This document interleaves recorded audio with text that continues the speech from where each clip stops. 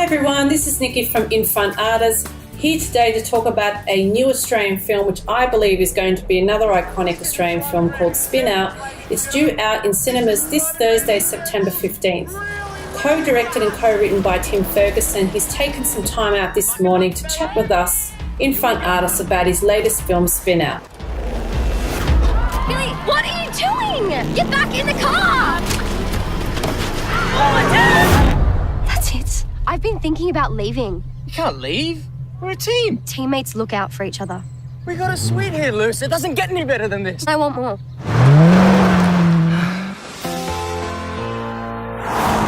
Tonight, the Bachelors and Spinsters Ball. Dress is strictly black tie. G'day, guys. You know he's going to pull out all the stops to keep you here. Let him try. What are we going to do, Billy? Whatever it takes. I'm here to find me a man. Stay close.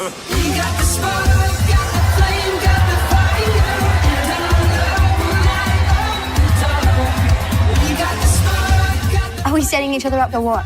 Get me the legs and lips in the blue dress. She's out of your league.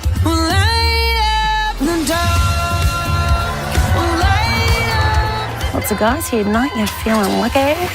Oh, shit. Hell no. Wait, Lucy! It's the world's first beer windmill! I don't know what life will be like without you. Then stay. Hi Tim. We are so modern. Well, far away, Tim. So I guess I want to start off with the fact that this is your first film and it's your first directional debut. So I wanted to get your perspective of how that feels, and would you do it all over again, or is this it? Well, yeah, that's a good question. I was slated to direct SpinOut early on, and there came a point where I thought maybe I'm, got eyes bigger than my stomach here, and we should try and find someone else. We started talking to Mark Gracie, who was a very old and dear friend of mine. Used to work with the All-Stars as our promoter back in the early 1870s. And he said, I'll come on board as producer, but let's co-direct, let's do it together. Which was quite a relief, because firstly, he's made 9 feature films, so I figured, he'd be able to guide us through a lot of the technical questions, which he did. But also, we've done a lot of TV together. We've produced sitcoms, we've done live shows, and Mark is a great creative brain. So once he started playing with the script that Edwina Exton and I were putting together, then we had a great outside mind who knew what he was talking about. We were only going by guesswork.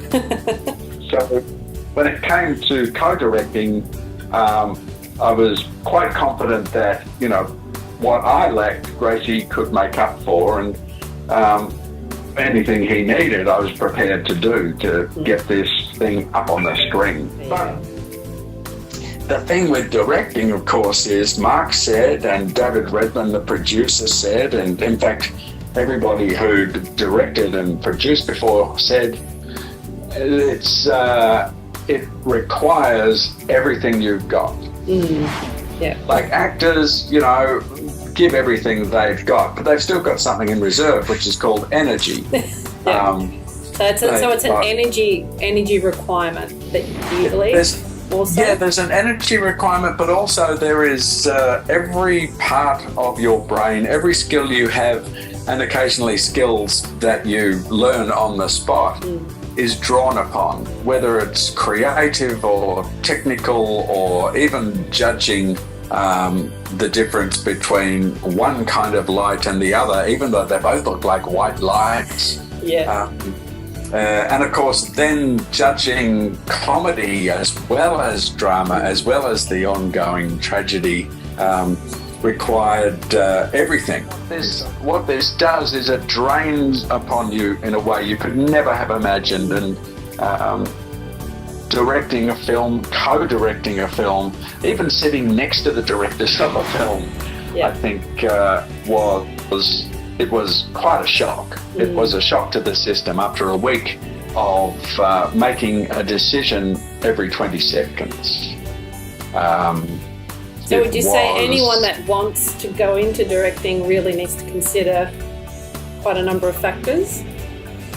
Well, it's important to consider not only just your own energy levels, but also consider the fact that you can't do it alone. It doesn't matter who you are. The reason why Steven Spielberg is still alive is not just Mr. Spielberg, it's the people sitting next to him who can act on behalf of his brain. Much in the same way, if you're going to write a script, you need someone to come and edit it. You need a producer to give their 5 cents worth. You need a director to work with you. Writers who won't let other people touch their work remain, you never get to hear about them because they live in an ivory tower all by themselves with their great works, most of them unedited. And so it is with directing or any other role. It's a collaboration, people. It is. I hate to tell you. It is definitely a collaboration. And so with directing, I could never have done it without Gracie to make it the film that it's become, simply because I couldn't imagine all the things that we imagined together that are now going to be on the screen.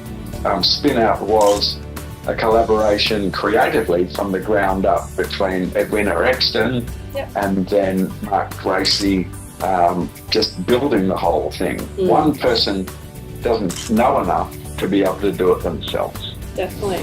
Well, no, it sounds like it is definitely a team effort in anything you do, whether it's film, whether it's TV, it's a team effort. So no, we're definitely looking forward to seeing it for sure. And I know, a lot of writers who I've taught, because occasionally they let me stand in front of a bunch of people and tell them how to write comedy. A lot of them, the first question they will ask is, how do I protect my work? And my answer is simple: don't, because, you're not that good. And even the people who you regard as the best don't do it alone, because they're not morons. It doesn't matter what the work is. If it's a work of anything approaching excellence or genius, for starters, look for the person behind the person, and then look for the person next to that person giving them Barocca. Yeah, that's right. Well, that leads me to my next question, which is essentially how you started in the business and where you came from, because obviously you're talking about you need people to get you there. So tell us a bit about your journey and how you sort of started in the industry. Well, I started as a busker, lived in the country for a long time as a kid, then started as a busker in Canberra when my dad got a job with the Hawke government. He was one of their press, doctors, one of their spin doctors. And I started busking with a guy called Richard Feidler, who's now like a gigantic radio star, and Paul McDermott, who is now a short TV star. We started busking on the street, just having fun. So we liked that. And then we thought, let's go to Melbourne because that's where comedy happens. And we were going okay for a few months. But then Richard heard about the Edinburgh Festival. And so we all saved up and we had a benefit at the Prince Patrick Hotel. And we flew to Edinburgh and performed there. And we were just lucky. I think there were no other comedy trios spewing the kind of filth, bilge, and ecclesiastic joy that we were selling.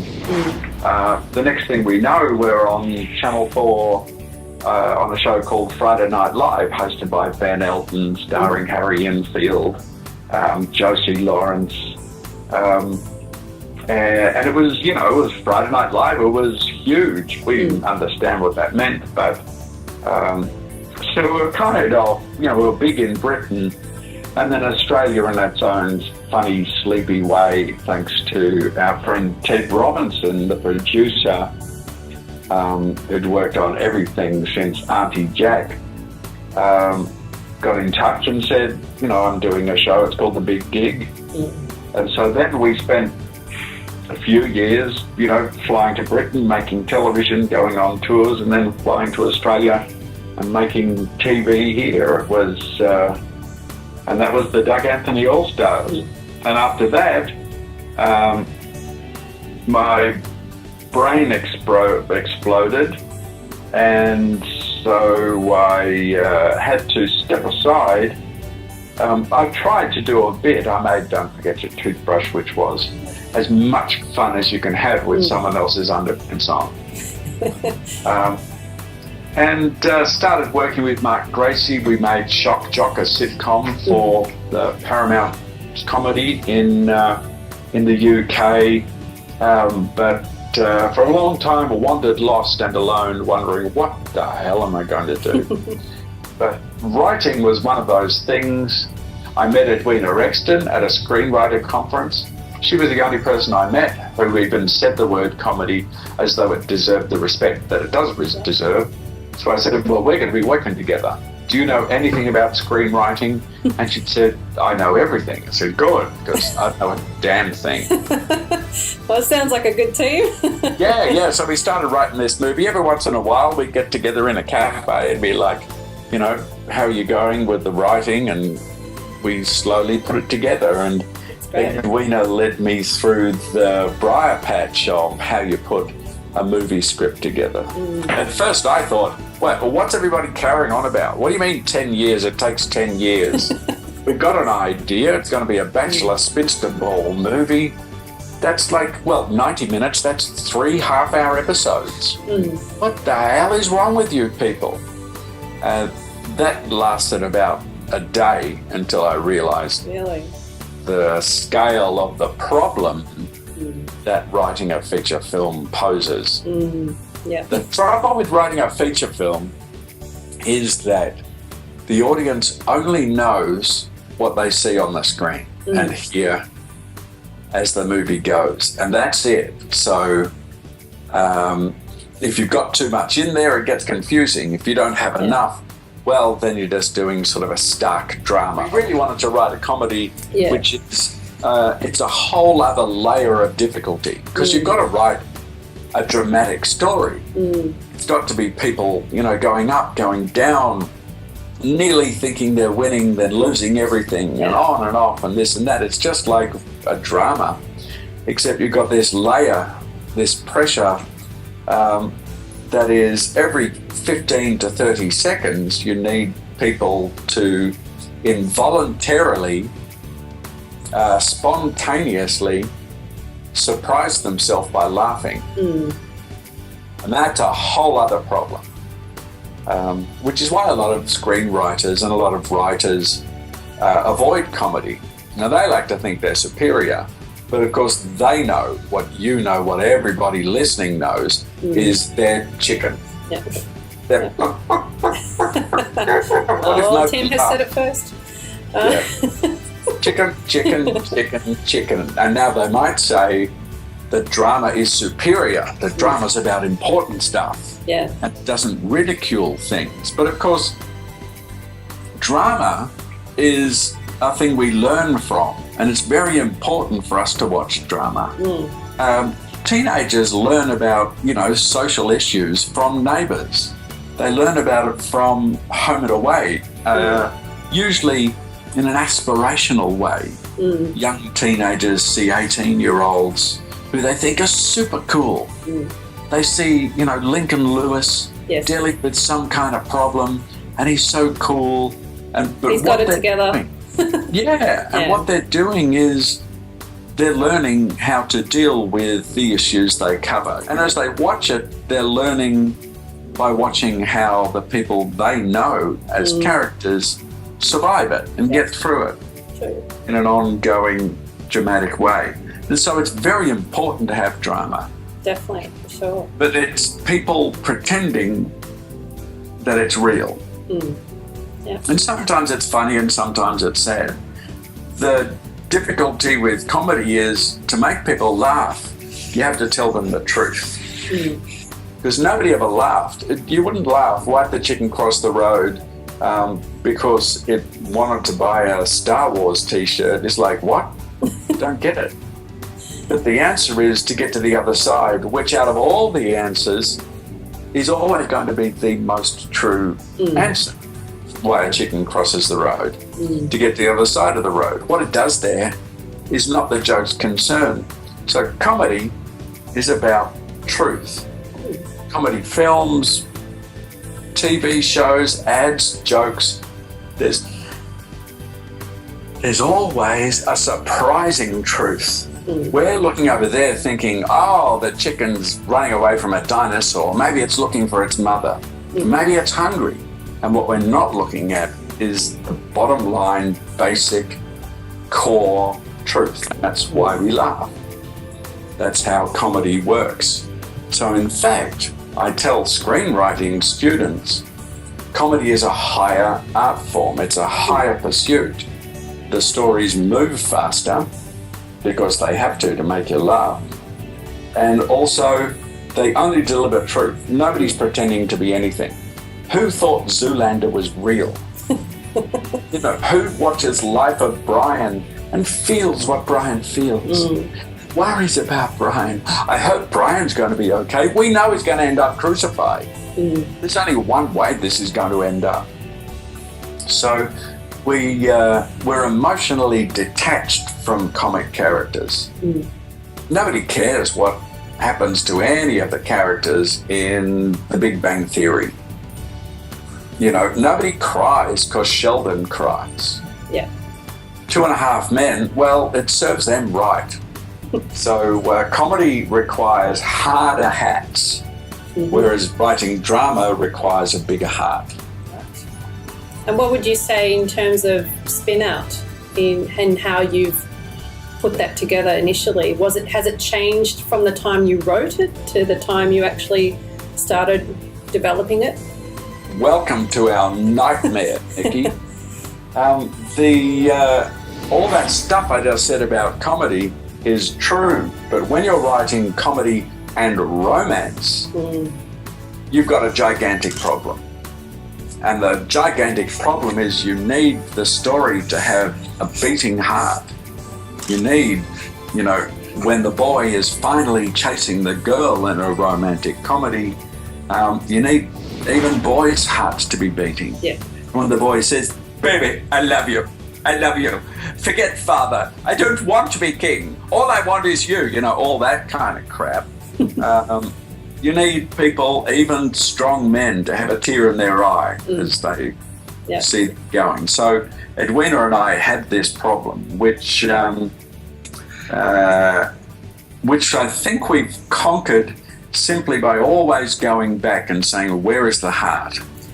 Make sure with all this funny stuff that the heart is still somewhere beating. Ba-boom, ba-boom, ba-boom. And also, too, you've got to connect with the characters as well, viewers that are watching it. You've got to feel like that they understand what they're going through and they've experienced something similar. So that's even though the characters are larger than life, some of them are, you know, they're comic characters, so they're big, you know, they have large expressions, they are distillations of people. And even though that's happening, at the right moments, you need people to surprise themselves by finding themselves actually attached to these people.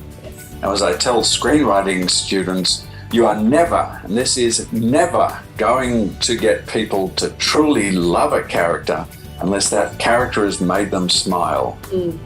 Not necessarily laugh, but at least smile, because, you know, then we're attached, then we're in, then we're not looking ahead, we're not seeing the tsunami of shit that's about to be crashing down upon them. Definitely. A tsunami that they caused. And I wanted to ask, I know that casting can be a very difficult process. Did you have people in mind that you really wanted to play the characters, or was that a whole new process for you? Well, it was a 10-year writing process because we were busy and distracted, and which meant that we had great casting ideas when we first were talking about it. And then, of course, these people are too old. Everybody in the cast is under 30. Yeah. And so, we were watching these actors, get bigger and more famous and then getting too old. So eventually we got, Mark Gracie had a great idea, which was to get Thea McLeod, who is one of the casting agents, or the casting agent for Neighbours. Yes. And Thea knows all of the young actors in Australia, from kid size to, voice-breaking size to, gorgeous 25-year-olds. And she was, indispensable in terms of bringing this together. So she went and got, I think it must have been 300 actors came through the doors going for these roles. And, every audition is great. They were all good. So it becomes, with such a large cast, we had 33 speaking characters. It becomes like fashion chess. Yes. We've got the flannelette pawn here, then you've got to match that with the silk, and just when you think the cloth will go, the designs clash. So it was one of the longest parts of the creative process. Luckily, we ended up with a dynamite cast, and when they walk in, the roles were written within an inch of their lives, and these guys just ate them up. Definitely. Some of them are just hilarious. Mark Nicholson, who plays the role of Tubby, who's like the wordy guy. Yes. Those guys, they don't have a coffee, they partake in a beverage. He's just hilarious. And the girlfriend he's chasing is Shazza. Again, this very funny actress, Lisa Kowalski, who plays this tough-talking, no bullshit Australian chick who's trying to get her man just to get his act together, and when he does get his act together, it's like, don't get it together that way, you bloody idiot. Those characters needed the right kind of actor, and luckily in real life, Mark Nicholson is very funny, and Lisa Kowalski is terrifying. Adorable, but terrifying. It's a bit like a kitten with really big claws. Yeah. You want to pat, but you got to be careful. Well, there you go. I wanted to ask, because as you know, we have a global audience, and with films they usually do sometimes go overseas. Is SpinOut planning to do its venture overseas into the US market, or is it staying in Australia? Well, that's kind of up to the overseas market. We're launching it in Australia, and hopefully it goes well and it connects with a lot of people. After that, I've got no control. Nobody does really. It's really up to the marketplace. But the film does have a lot of heart, and it is, in parts, it's very funny. People seem to be enjoying the comedy of it. So fingers crossed, it might tiptoe overseas. At least we'll get to New Zealand. You mentioned a little bit before about script writing and so forth. What is one piece of advice that you could give to someone out there that is anticipating going into that area of firstly, writing? Get a hold of my book. Get it from a library. I don't want your money. I don't care about your money. I'm a comedian. We don't need other people's money. But get a hold of my book, The Cheeky Monkey. It tells you how to write comedy. And if you're going to write drama, you have to remember one simple fact, and you won't be able to avoid it. Drama is symbolized by two masks. One of them is crying and weeping, and teenagers love writing that sort of stuff. But the other mask is laughing. And you have to have both of them. There is no way of getting around this. You can't write comedy unless it's about something important, whether it's sad or dark or scary or daunting. Otherwise, what the hell are you writing it for? It's just a fart bubble joke. Nobody wants to watch an episode of fart bubbles unless the fart bubbles have emotional problems. But it works the other way. You cannot write something that cannot withstand humour. There is no topic that is bigger or higher than the sharp delivery of truth. And you can't knock that over. So no matter what you're writing, no matter how dark and important it is, you've got to find a way to find the irony, to find the humour, just for a moment, just for a twinkle. Because once an audience has smiled, they care about the characters. Once an audience has laughed, they're looking in the wrong direction. It's so important and so crucial that nobody will teach this to you. Comedy is not taught in any primary school, any kindergarten, any high school, any tertiary education system, any comedy writing course on a full-time basis in Australia outside of RMIT in Melbourne. And the reason for that is A, people don't understand it, so they can't teach it, and B, they haven't looked at the symbol for drama. But if you're a young writer, you've got to trust me. You have to trust me. Because if you do both masks, you will make money. And if you don't, you'll end up making coffee for other people for the rest of your life.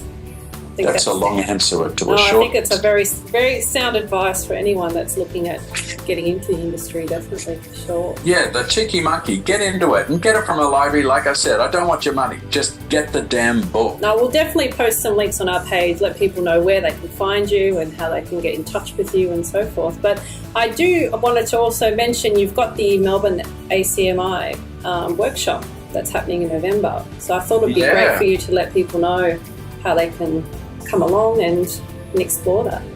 Yeah, if you go to chickymonkeycomedy.com and go to the comedy courses section, you'll find I'm taking a 2-day course. And it's 2 days where I show you how to get people laughing, and it's funny, it's good to do. It costs about $350, $315 if you're a student.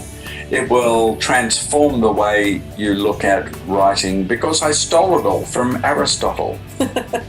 I stole it all from all the great comedy writers and producers that I've worked with. So none of this is my ideas. I'm just pointing out stuff that you need to know if you want to write comedy quickly. If you want to spend 10 years banging your head against a brick wall, go for it. Or just, hand over the money and I will pass that on to Acme. It's not like I'm getting rich doing this. I'm in Brisbane, Adelaide, Sydney and Melbourne just this year. And then I'll be in New York, Chicago, LA, Boston, Edinburgh, Glasgow, London in 2000, whatever the next one is. Keep your eyes open, cheekymonkeycomedy.com, and for God's sake, put some pants on if you're going to come to the weekend course. Well, if they don't, then they're certainly showing their comedy side.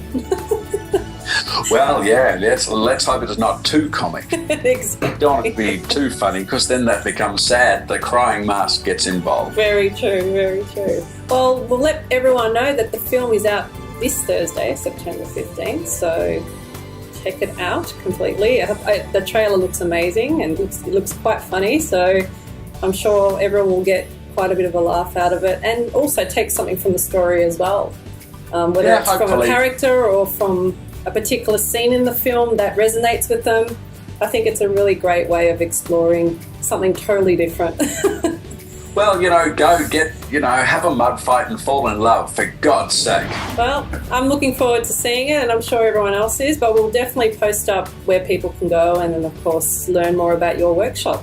coming along to Melbourne. Obviously, we're based in Melbourne, but certainly globally, we'll let everyone know where they can go as well. Thank you, Nikki, and thanks to the whole team. No, thank you so much for your time, and I'm sure you've got a busy day ahead. Yeah, I'm going to Brisbane. Help! If I'm not back in a week, call the cops. Well, thank you so much, Tim. I look forward to chatting with you soon. Okay, ciao. No problem. Bye. You can catch this great Australian film SpinOut in cinemas this Thursday, September 15th.